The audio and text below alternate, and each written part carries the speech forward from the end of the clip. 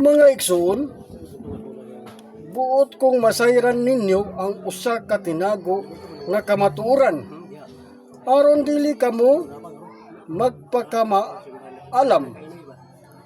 Mao kini ang pagkatig sa katawan sa Israel. Mulungtad lamang hangtod nga mahingpit ang gidaghanon sa mga dili Hudiyo nga manuol sa Dios. Ug unya maluwas ang tibuok Israel sumala sa giingon sa kasulatan. Ang manluluwas maggikan sa Sion, wag tangon niya ang tanang pagkadautan sa kaliwatan ni Jacob. Mao kini ang kasabutan nga himuon ko uban kanila. Inigpapas ko sa ilang mga sala tungod kay gisalikoy nila ang maayong balita. Mahimong mga kaaway sa Dios ang mga Hudiyo tungod kaninyong mga dili Hudiyo.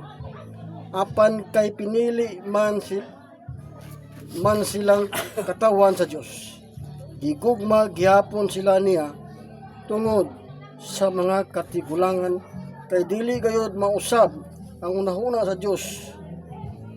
Labot sa iyang pilion o panalanginan, kamong mga dili Hudiyo misupi sa Dios kaniadto apan karon gikaluy-an kamo sa Dios. Tungod kay misupil man ang mga Hudiyo nahimo kamo karong masupilon sa Dios ang mga Hudiyo aron ang kaluoy nga inyong madawat gikan sa Dios nadawat usab nila kay gitugyanan sa Dios ang tanang mga tawo nga masupilon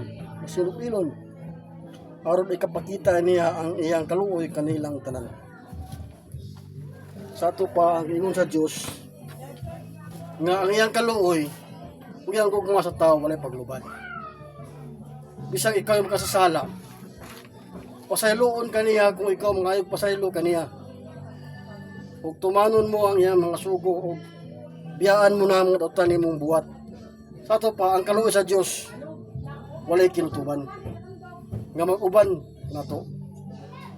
Ang iyang kaluoy sama sa mga tawo sa mga kasasala di mawala. Ang iyang gusto sa Ginoo nga ang kasasala mubalik kaniya aron pagalagad aron pag-uban kaniya aron matuman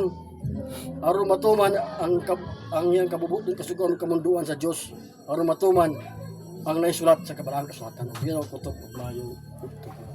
Ngayon, so